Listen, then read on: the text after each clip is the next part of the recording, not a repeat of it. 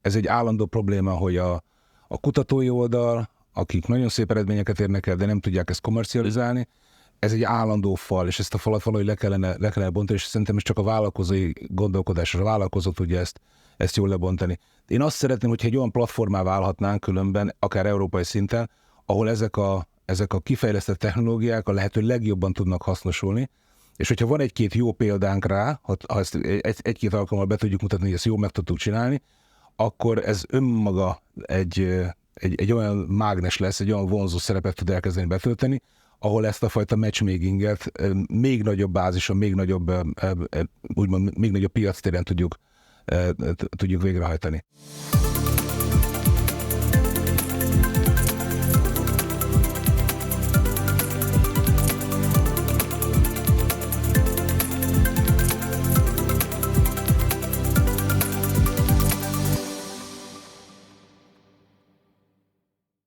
Sziasztok! Sok szeretettel köszöntök mindenkit céges podcastunk legújabb adásában. Ez az Oxo Coffee Break, és én Oszkó Péter vagyok. Mai beszélgetőtársam Hild Imre. Ha röviden kell bemutatnom, akkor azt mondanám, hogy a hazai startup világ dohányenje, de egyébként az Óbuda Univentures Capital ZRT vezérigazgatója. Jól mutattalak be? Igen, tökéletesen. Szeretnélek majd arról is kérdezni, hogy most mit csinálsz, mit csináltok, mik a terveitek a jelenlegi piacon, de az az igazság, hogy már nagyon sokszor, nagyon sokféle színben találkoztunk. Én is voltam már különböző pozíciókban máshol, meg te is voltál már, tehát ha nem bánod, akkor egy ilyen történeti áttekintéssel kezdenénk, hogy mi történt ebben az ökoszisztémában az elmúlt másfél évtizedben.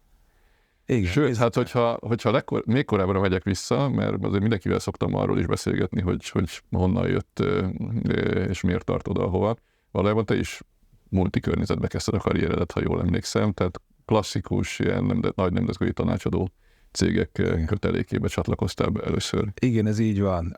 Hát én ugye eredetileg egy nagyon kalandos Varga Betű után kikerültem Amerikába, és Amerikába jártam egyetemre, és onnan én úgy gondoltam, hát akkoriban ez a 90-es évek, amiről beszélünk, 90-es évek második fele, akkoriban az én világomban, abban az egyetemi környezetben az volt, hogy hát négyféle dolgot lehet csinálni, vagy bankár lesz az ember, ügyvéd, orvos, vagy tanácsadó. És hát mondom, ebből a tanácsadó meg a bankár... Nem csak a te világod volt, az én világom is pont úgy. Az a korszak volt, igen. És vagy tanácsadó, vagy bankár. Nem mondom, kipróbálom a tanácsadót, elmentem a McKinseyhez. Jó volt, de valahogy az nem működött annyira, és aztán megint egy nagy kalandos út során eljutottam a Lehman Brothershoz. Igen, ez még a 2000-es évek eleje, tehát na, hogy senki félreértse, 2008-ban már rég nem voltál ott. Így van, tehát ez még 98, és akkor ott 5 évet töltöttem, és 2003-ban jöttem be, ez fontos kihangsúlyozni, nem 8, 3. Nagy különbség, aki tudja, hogy mi a különbség, az tudja, aki nem van, most nem magyarázom el. Igen. De ugye Lehman okozta ezt a nagy hitelválságot annak idején, és... Hát sok mindenki okozta, csak a Lehman volt igen, ez volt a robbanópont. Igen, szóval ő volt a főcím azért az egészben. És akkor 2003-ban jöttem haza Magyarországra, és akkor, hát mondjuk ezt a Lehmant lehet multinak hívni, de azért ez marhára nem az volt. Nagyvállalatnak sem nagyvállalat volt. Tehát abban a részlegben, ahol én dolgoztam, ott nagyon ilyen cowboy kultúra volt. Tehát, hogyha valaki adott negyed évben nem termelt, akkor vége volt. Hát ott mindenki önmagáért felelt, szó szerint. Multitanácsadóknél is előfordul. Nagyon kemény, igen, nagyon kemény környezet volt. És ez volt 5 évig, és az 2003-ban, amikor hazajöttem, akkor megalapítottuk egy amerikai partneremmel a Hild életjáradékot. Igen, ezt szerintem nem mindenki tudja rólad, hogy te valójában voltál vállalkozói oldalon, úgy, hogy lényegében céget építettél, befektető partnerekkel, tehát nem csak befektető oldalon ültél, hanem te kipróbáltad azt a helyzetet is, amikor befektetők pénzéből céget építettél fel Magyarországon. Így van. Tehát ez a Hild azért az 2004-től datálódik, és hát akkor megint rengeteg kaland volt, aminek a végén aztán magát a Hild életjáradékot, amit én alapítottam amerikai partnerekkel, ott hagytam, és a nevemet is ott hagytam rajta, és utána megállapodtam az OTP-vel, az akkori vezetéssel, hogy akkor az OTP életjáradékot fogom építeni.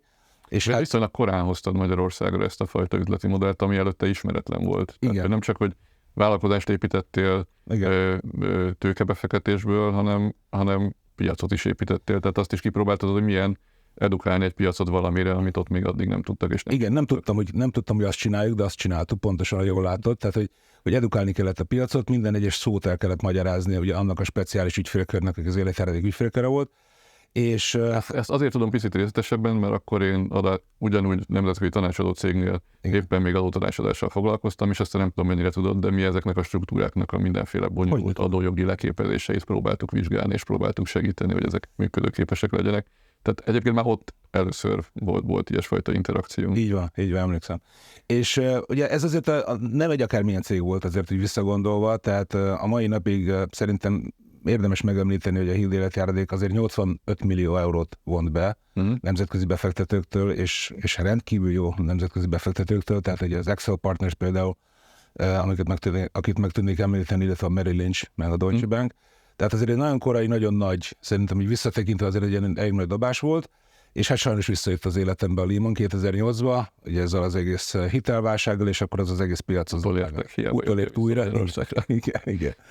És akkor azt gondoltam, hogy hát én azt hiszem, hogy most már ideje azzal foglalkozni, amit igazából szeretnék, és ez egész nemes egyszerűséggel ez az internettel kapcsolatos technológiai vállalkozásoknak az indítása és fejlesztése volt, és akkor megint szerencsés véletleneken keresztül találkoztam Zábói Péterrel, ugye mindketten jól ismertük megboldogult Pétert, és akkor elkezdtünk gondolkodni azon, hogy azért valamit kéne tenni, nem csak egy magányos farkasként vállalkozni, hanem valamit visszaadni. Ugye nekem amúgy is volt mindig egy ilyen indítatásom, hogy visszaadjak a közösségnek, ahonnan jöttem. És akkor létrehoztunk mindenféle szervezeteket, létrehoztunk kurzusokat, amin keresztül vállalkozást oktattunk, illetve próbáltunk legjobb eseteket bemutatni, és aztán ez vezetett oda, hogy akkoriban indult a Jeremy finanszírozási rendszer, és akkor elkezdtünk azok, akik úgy vállalkozással foglalkoztunk, elkezdtünk ebbe is belártani magunkat, akkor az egyik tőkealap az meghívott, hogy dolgozzak náluk, mint belsős vállalkozó, ez az Entrepreneur in Residence jelleggel, és akkor elkezdtem nézegetni a portfólióikat, hogy ők ott mit csinálnak, és rávilágítottunk néhány problémára, és hát az első legnagyobb probléma az volt, hogy ezeknek a cégeknek, akik abban a portfólióban voltak, meg úgy általában abban az időben, ez 2010, nagyon-nagyon korai időszak, hogy én magam is ugyanekkor csatlakoztam Jeremy alapokhoz. Igen, mert a vezetését pont ugyanabban a közegben mozogtunk. Pont ugyanabban, igen, az első Jeremys kör.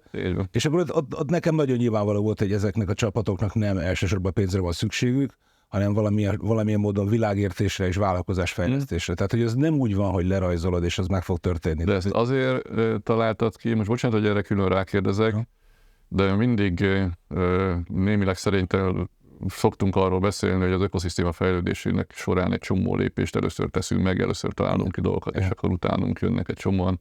Először vittünk tőzsdére a cégünket. Jeremy alapvezetőként ugye első exitet csináltunk a Jeremy programból, viszont ehhez képest abban követő üzemmódban voltunk, amit igazából a te nevedhez kötődik, hogy tőkebefektetői csapatok mellé, tőkealapok mellé létre kell hozni inkubátor cégeket, mert egyszerűen nem elég különösen korai fázisban pénzt adni, hanem inkubálni is kell a projekteket. Azt ti csináltatok meg először lényegében a Jeremy alap mellé ugye az iKatapultot. Igen. És aztán ebben mi jöttünk rá, hogy nektek van igazatok, és valójában ilyen modellbe kell dolgozni, tehát lehet óriási nagy befektető konzorciumokat építeni, de kell arra is időt fordítani, hogy ezeket felépítsük. Ezt te azért tudtad, mert külföldről hoztad ezt a know-how-t, tehát hogy egyébként tudtad, hogy a nálunk fejlettebb világban így működik, vagy egyszerűen láttad, hogy búdácsolnak a cégek, és ezért magadtól is kitaláltad, hogy ezzel muszáj foglalkozni. Hát illetve én magam a bőrömön éreztem 2004-től kezdve, 2004-től 2010-ig ugye építettem a két céget, a Hild életjáradékot, meg az OTP életjáradékot, és ott nagyon sok olyan tapasztalás volt, ami nekem evidencia volt, és amikor beszélgettem fiatal vállalkozókkal, láttam, hogy nekik nem az. Hát ez egy gap. És mindig megrettentem, hogy nekik adunk 200 millió forintot, hát óriási hibákat fognak elkövetni az első nap.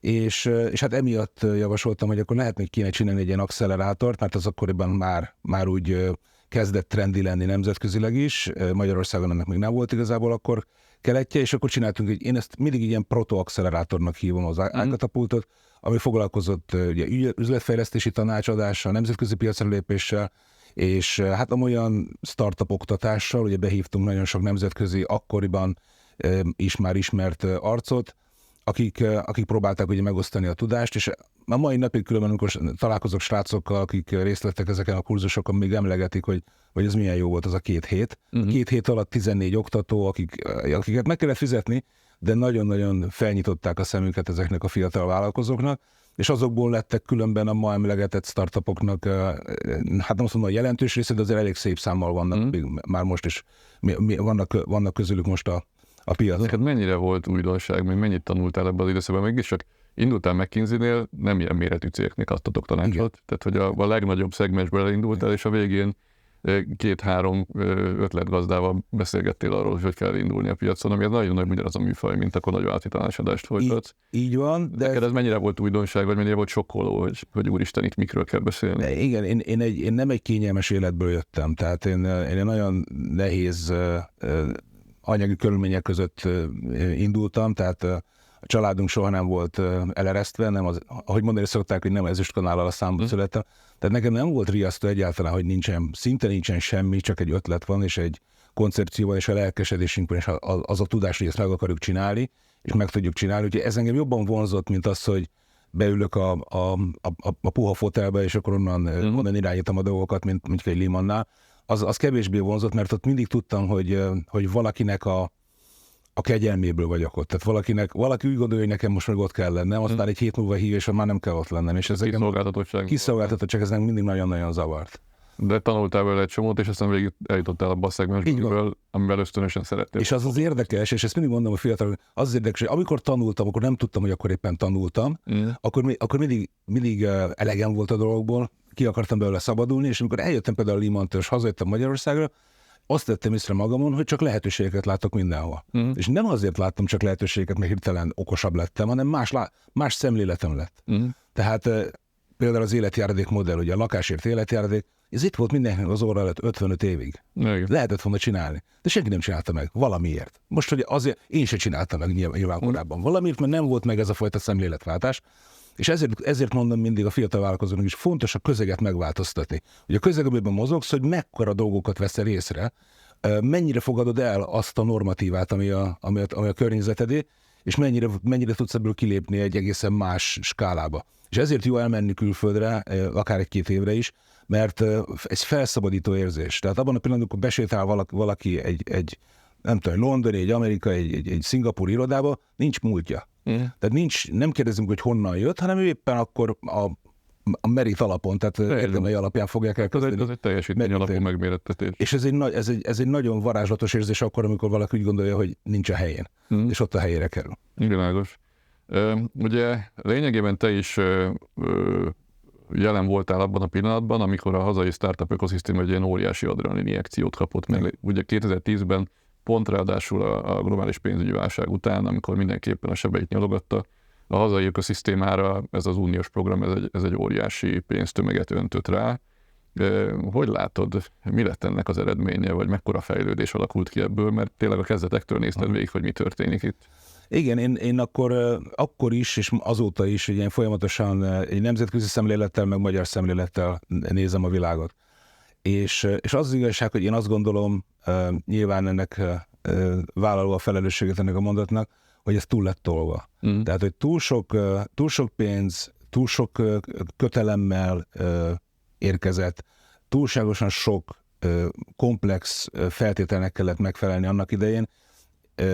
A magyar túlságosan okos tud lenni, tehát megpróbálja megoldani a szituációt a saját javára, és túlságosan egy nagyvállalati, és nyilván jó indulatból volt ez valószínűleg így összerakva, egy nagyvállalati szemlélet uralkodott el a startupok elszámoltatásán. Tehát a startup az nem egy nagy vállalat kicsiben. Az egy egészen más vállalkozási forma, és sokkal több szabadságot és rugalmasságot kellett volna nekik adni abban a keretrendszerben, és akkor ezt mivel nem kapták meg, én azt gondolom, hogy rengeteg olyan módon és olyan formában próbáltak, akár együttműködve a VC-kkel, és akik a tőkét adták nekik a Jeremy programon keresztül, próbáltak ebben a keretrendszerben mozogni. Úgyhogy én azt gondolom... Ez mindig, a túlbürokratizált rendszereknek mindig az a sajátossága, hogy még ha azért is bürokratizálnak túl valamit, hogy ne lehessen visszaélni, a visszaéléseket még mindig el lehet követni, de normálisan működni annál nehezebb egy ilyen rendszerben, és valójában ez rossz irányba szocializál sokszor. Így van. Hát igen, nem tudom, hogy pontosan, vagy körülbelül 30 alap indult el igazából 2010-től kezdődően, nagyon jelentős pénztömeget kezelve, és hát még senki nem vonta le a következtetést, illetve csomó alap most zár ebből a felhozatalból, de azért kíváncsi vagyok, hogy jelennek-e majd meg statisztikák, hogy összességében milyen teljesítménye lett ennek az teljes portfólió. És tudod, mi az érdekes, hogy nagyon sokszor, amikor beszélgetek ezzel kapcsolatban, megkérdeznek, és felteszik a különböző kérdéseket, és mindig mondom, hogy most elnézést, hogy visszaszólok, de hogy rossz kérdéseket tesztek fel. Tehát úgy méritek ezeket az alapokat, mintha Silicon Valley-ben lettünk volna annak idején. Tehát rengeteg olyan indítatást, olyan motivációt, ami a háttérben volt, és különböző féleképpen jelentek meg a számokban, meg a metrikákban, meg hogy miért 7 évig élt egy cég, és miért nem 3 év, hát mert megbüntették volna, hogy 3 év után bezárják, hogy 7 évig ment tovább a cég, és akkor most innentől kezdve számolhatod a hozamot 7 évre. Igazából 3 lett volna a jogos. Csak egy példát mondtam, tehát nagyon sok csomó torzulás volt. Nagyon sok torzulás volt, és a torzulási okokra nem kérdeztek rá, azért, mert nem szakmabeliek, nem értik, hogy ez így működik. Tehát annak idején mondtam, hogy, és a mai napig vállom a véleményemet, hogy amikor kiírták a pályázatokat, meg általában egy VC pályázatot kiírnak a mai napig, nem kellene kikötni, hogy csak pénzügyi szakemberek legyenek a VC menedzserek. Legyenek vállalkozók. Persze, de hát az iCatapult is, meg azóta tett erőfeszítéseid is ugyanerről szóltak, igen, hogy önmagában az Excel tábla az nem fog sikeres vállalkozásépítést generálni. Így van, és hát én azt gondolom, hogy az iCatapult egy nagyon szépen indult, és nagyon, nagyon szép reményekkel indult. Ki tudtunk vinni két batchet, bár nem úgy kezeltük őket, mint ők egy batch, hanem hogy 2 csapatot, 2 különböző évszakban, tehát tavasszal meg ősszel kimentünk Amerikába, New Yorkba és Silicon Valley-be is, és én azt láttam a résztvevők, hogy nagyon sok ragadt rájuk, nagyon sokat tanultak. Nekem egy nagyon érdekes élmény volt látni, hogy hogyan formálódtak ezek a fiatalok egy hónap alatt. Tehát megérkeztek, és gyakorlatilag egymással alig beszélgettek, és egy hónappal később egymás pitcheit mondták el vadidegeneknek. Tehát, hogy annyira erősen működik bennük a bajtársiasság, az összetartás, a közösségi élmény. Akkor vittem ki az egyiküket, ezt elmondom, ezt a nagyon rövid anekdota, vittem ki az egyiküket a repülőtérre, és mondtam, hogy hát akkoriban meg az volt az ötletünk néhány más társal, hogy majd bérlünk egy házat valahol Silicon Valley-be. Hát ezek a régi álmok, hogy itt majd bérlünk egy házat Silicon Valley-be, és akkor majd ez ilyen kulcsos ház lesz, hogy adják majd a vállalkozók kézről kézre a házat, és méltányos áron azért ott lehet majd lenni egy pár hetet. Hajnali 6 óra volt, mentünk az autópályán, és akkor előre hajol a srác az ülésbe, azt mondja, Imre, ha ezt megcsináljátok, én is beszállok pénzzel, hogy más is lássa ezt. Tehát ilyen, és egy hónap alatt alakult ki ezekben az emberekben ez. Tehát ezt jó volt látni. Én azt gondolom, hogy akkor észrevett a magyar piac is minket, akkor volt az első Gazella, biztos emlékszel? Igen. Első Gazellát. Hát ezt mondom, hogy itt az ötletgazdák ti voltatok, és aztán mindenki rájött, hogy kell az inkubációval foglalkozni, igen, és elindultak valóban a támogatott inkubátori programok. Ha egyébként, tehát lehet arról hosszan vitatkozni, és erről szerintem órákat el tudnánk beszélni, hogy miért működött rosszul a Jeremy program, vagy mennyiben működött jól, mik voltak az eredményei, nyilván nem nulla eredménye volt, tehát ez nem volt egy értelmetlen dolog, lehetett volna picit jobban csinálni. Ehhez képest milyen programok működtek máshogy, ugye 16-tól aztán lényegében mintha vissza lett volna államosítva lényegében a kiosztható pénzek nagyobb részét kezelték állami alapok, de közben felépült ez az inkubátor aktivitás, kör, és szerintem, hogyha egyébként egyszer valamikor 1-2 évtized elteltével mérleget vonnánk, hogy hol, milyen aktivitásból, milyen arányban épültek fel működőképes, sikeres vállalkozások, szerintem ennek az inkubátor építkezésnek sokkal jobbak a mutatói, sokkal jobbak a rátái. Tehát egyáltalán nem baj, hogy abból a Jeremyből kinőtt egy ilyen inkubátor kezdeményezés, és aztán ezt lényegében fel is karolták. Máshogy karolták fel, mint a tőkebefektetéseket, de fel is karolták állami oldalon, és most egy egész szép, most már régóta működő inkubátorkör kialakult az országban. Ebben azért utána az iCatapult után is vettél részt, hogyha jól tudom. Igen, ugye az iCatapult aztán, ahogy mondani szokták, hogy egy vicceset, tehát a Gazella program, ezért is mondtam ilyen jelentőségteljesen, ugye megnyertük az első Gazella programot, 4-en, egyikük voltunk mi, és nem kaptuk meg a pénzt.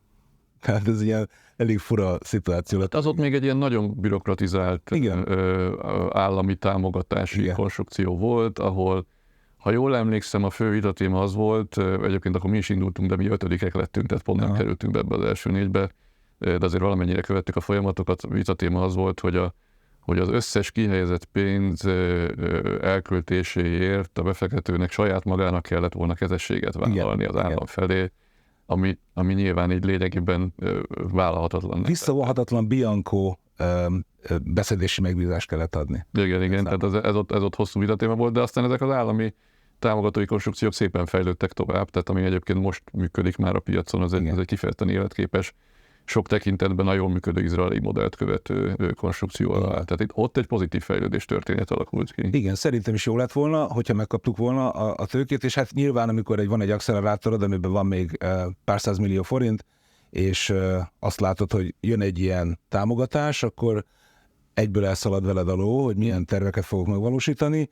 Aztán, amikor egy év múlva nem érkezik meg a pénz, akkor egy kicsit elkezd gondolkodni az ember, hogy akkor most lehet, hogy vissza kellene fogni a lovakat, és hát ez így is történt, és aztán részemről meg is állt az iCatapult, tehát nem tudtuk tovább csinálni.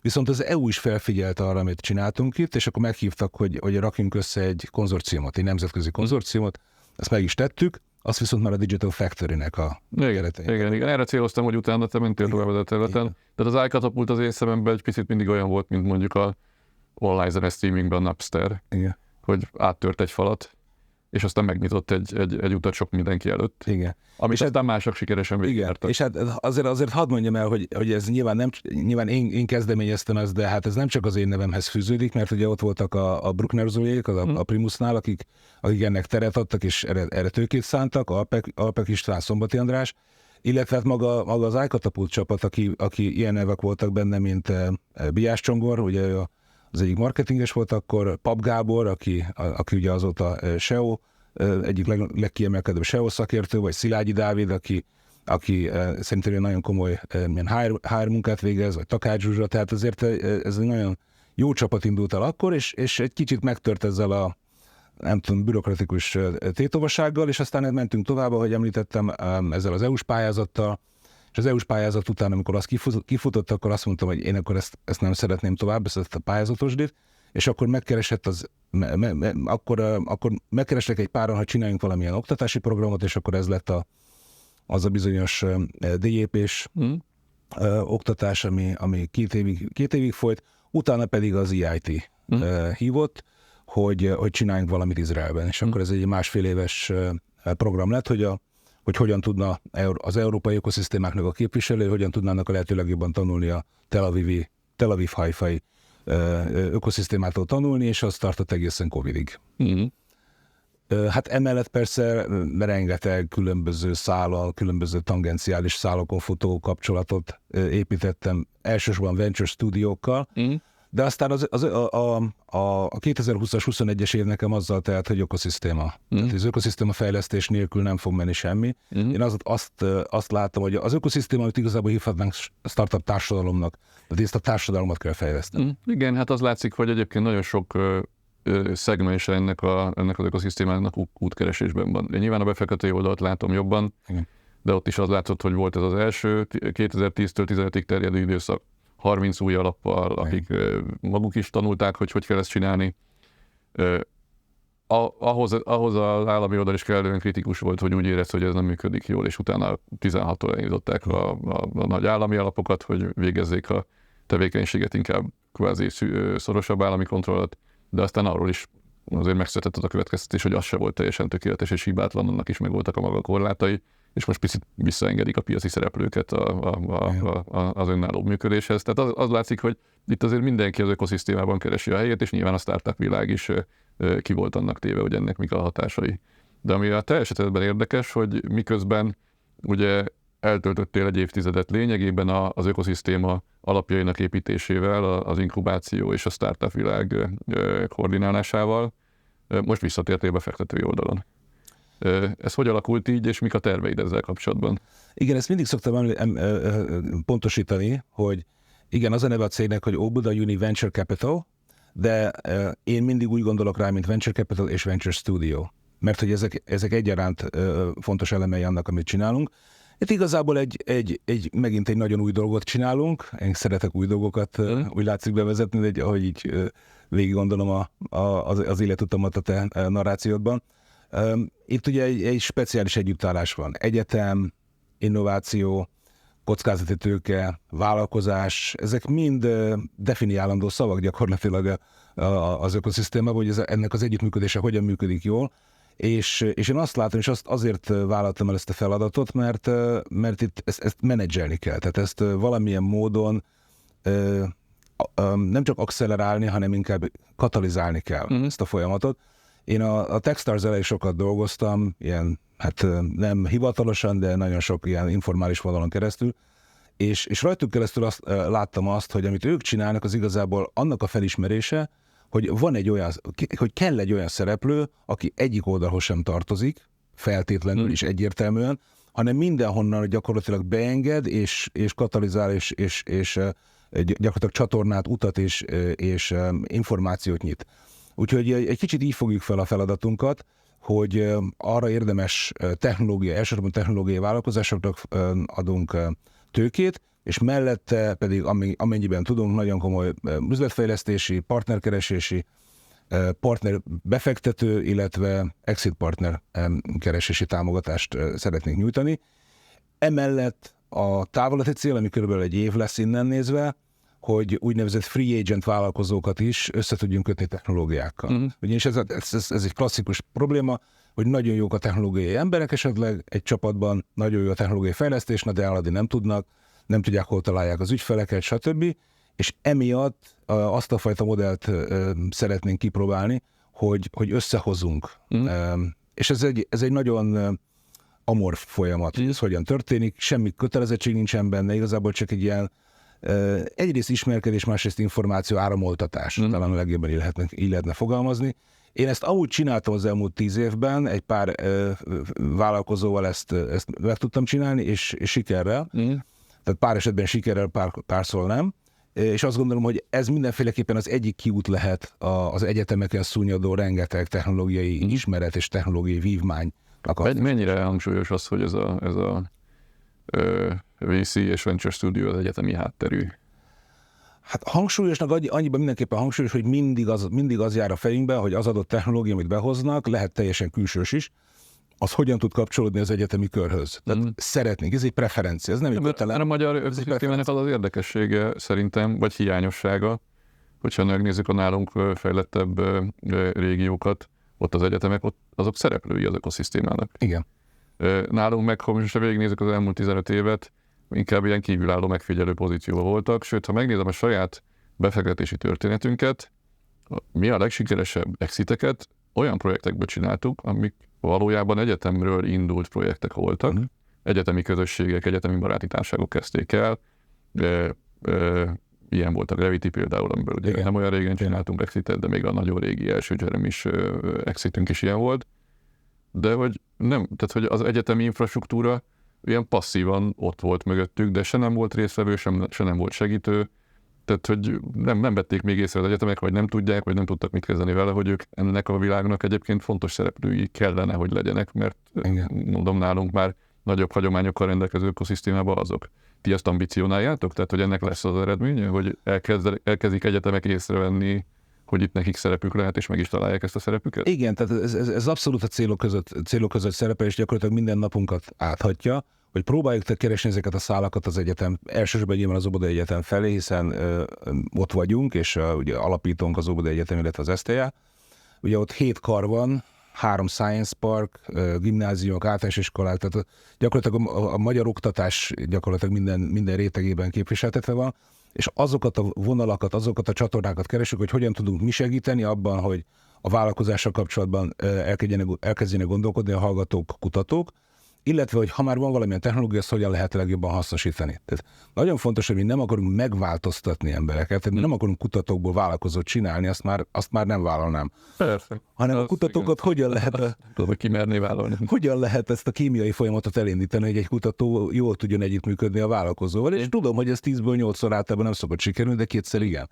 Tehát ezt mindenféleképpen ambicionáljuk ezt a fajta munkát, természetesen az egyetem vezetése nagyon nyitott erre, ez egy nagyon jó jel. Ugye létezik az egyetemen egy egyetemi kutatási és innovációs központ is, amelyik már az eleve a nagyon-nagyon kisméretben létező innovációkat próbálja felkarolni és támogatja, és mi pedig egyrészt azokat tudjuk továbbvinni, illetve újakat tudunk generálni, illetve kívülről tudunk behozni. Szoktam mondani, hogy ez egy kétirányú út, nem arról van szó, hogy az egyetemről kell kijöjjön egy technológia, lesz olyan is, hogy a piacról jön egy technológia vagy egy csapat, és utána megnézzük, hogy az egyetem hol tud segíteni. És persze az elején ez nehezebben működik, mint majd később. Tehát be kell járatni ezeket a kommunikációs csatornákat, hogy lássa mind a két fél, hogy miért jó ez neki. Igen, és miért működhet egyébként. Igen, tehát hogy nem lehet oda menni csak kérni. Tehát először valamilyen formában adni kell, ha más nem figyelmet, ha más nem jelentőséget, ha más nem azt, hogy hogyan fogunk, mint első partnerek együttműködni ebben az egyetemi ökoszférában, hogy lehet így fogalmazni. Azt programszerűen el tudod mondani, hogy mi az, amit ti most terveztek, tehát kik vagytok, mit csináltok, milyen befektetéseket, csak hogy akik hallgatnak minket, vagy néznek minket, azok is az alap, ezt így alapnak hívják, ez egy ZRT, 10 milliárd forintot fogunk befektetni a következő 5 évben, ez 7 milliárd elsődleges befektetés, 3 milliárd ráfektetés, tehát második körös befektetésre van úgymond pátrikázva, félretéve, 60 befektetés a minimum cél, a befektetési méret az 20 millió és 300 millió forint közötti összeg. Nem, a befektetés tekintetében elég szabad a befektethető cégeknek a köre, nem csak magyar cégbe fektethetünk be, hanem külföldön bejegyzett cégbe is. Ami nagyon fontos kötelem, az az, hogy magyar tulajdonban kell, hogy legyen legalább 51%-ban, vagy... Az magyar magánszemélyeket jelent, vagy intézményeket? Végső soron magyar magánszemélyeket kell, hogy jelentsen, és vagy pedig legalább fele, kicsivel több, mint a fele az általunk adott tőkének Magyarországon kell, hogy elköltésre kerüljön. Ez igazából a szűkítő tényező, emiatt is vannak Szingapúrtól tényleg Brazíliáig jelentkezők, ahol magyar vállalkozók, meg magyar csapatok vannak, azok mind meghallják ezt az üzenetet, ugye pont most ugye a nagyon tőkeínséges időszakban, hogy rájuk is számítunk. Tehát én nagyon aktívan az egész csapatot úgy raktam össze, hogy nemzetköziek, mindenki otthonosan és kényelmesen mozog a nemzetközi térben, hogy ezek a szálak, ezek a laza kapcsolatok, ezek minél hamarabb létesülhessenek, hogy minél könnyebben tudjuk megjelentetni akár az egyetemet, akár a mi cégünket a nemzetközi szintéren. Hát most azt lehet mondani, az első 3 hónapban belehúztunk egy kicsit, tehát van valami 25 ilyenfajta együttműködésünk, megyünk Londonba bemutatni cégeket, megyünk valószínűleg Üzbegisztánba, Ausztriába, szóval nagyon sokféle helyen meg fogunk fordulni. Tehát a cél az, hogy nekem az egyik fő rigolyám, ez egy régi szó, de pet peeve az angolul. Szerintem mi még értjük. Igen, hogy mi nem vagyunk láthatóak. Tehát, hogy a magyar startup... Magyar ökoszisztéma. Igen, a magyar ökoszisztém nem látszik. A legjobb cégek sem nagyon láthatóak, és ezen kellene dolgozni. És a konkrét státuszodban még mindig ambicionálod a teljes ökoszisztéma építését is, jól értem? Hát valahogy azt gondolom, hogy ez egy kicsit olyan, mint egy magánszemély meg a társadalom, hogy viselkedsz. Van egy szerepe. Van egy szerepe szerintem mindenkinek, aki az ökoszisztémában létezik, hogy hogyan viszonyul a többiekhez, és ez mondom, ez nagyon apró dolgokban tetten érhető, de minden nap tetten érhető. És ezért szeretek felmutatni olyan példákat, mint Pozsony, ami ott történt, vagy Belgrád, vagy éppenséggel persze Tallinn. Tehát, hogy hogyan kell hogy az ökoszisztéma nélkül ez nem történt volna meg, tehát az a fajta szövet, ami fönntartja és fejleszti ezeket a cégeket, és láthatóvá teszi a cégeket, ami miatt megjönnek a nemzetközi befektetők, és innentől kezdve releváns lesz az ökoszisztéma, és mindenki szívesebben fogad bármilyen együttműködést Tallinnnal, nem tudom, Belgráddal, Kolozsvárral. Tehát, hogy ezek mondom, olyan, én azt látom, hogy olyan kicsit olyan amorf dolog, ez az ökoszisztéma fejlődés, hogy amikor megtörténik, akkor már tudjuk okosan, hogy ez megtörtént, de miközben fejlődik, akkor így kicsit gyanakodva nézzük, hogy na ebből vajon mi lesz. Nem nagyon lehet látni, hogy egy konkrét akciónak, egy konkrét tettnek milyen hozadéka lesz. Mert ez egy kultúra, és ezt a kultúrát én minden nap szeretném terjeszteni, és minél inkább támogatni azokat, akik így gondolkodnak. Nem félsz attól, hogy túl sok fog rátok rárulni? Tehát kevesebb a befektető eleve a piacon, feltételezem, hogy egyébként 10-szer annyi megkeresést kaptok, mint amihez hozzászoktatok, nyilván érződik, hogy kevesebb a pénz. Eleve nehezebb a működési környezet, kevesebb a növekedési lehetőség, recessziós félelmek vannak mindenhol, drágább a pénz, magasabb a kamat. Tehát, hogy most éppen nehezebb építkezni, ráadásul kevesebben is próbálkoznak ezzel, amikor ti elindultok ezzel a piacon. Ez inkább megijeszt, vagy inkább fokozza az ambícióidat? Hát megijesztene, hogyha nem lenne eléggé kiterjedt kapcsolatrendszerem, akikkel azért tudok kommunikálni, hogy mit akarunk csinálni, hogyan akarjuk csinálni. Én nagyon nagy súlyt fektetek a vállalkozóra, tehát a vállalkozó személyére. Ugye szoktuk mondani, hogy a csapat a legfontosabb, de hát a csapatot is valaki összerakja. Aki összerakja a csapatot, miért úgy rakta össze, mi az a szemlélet.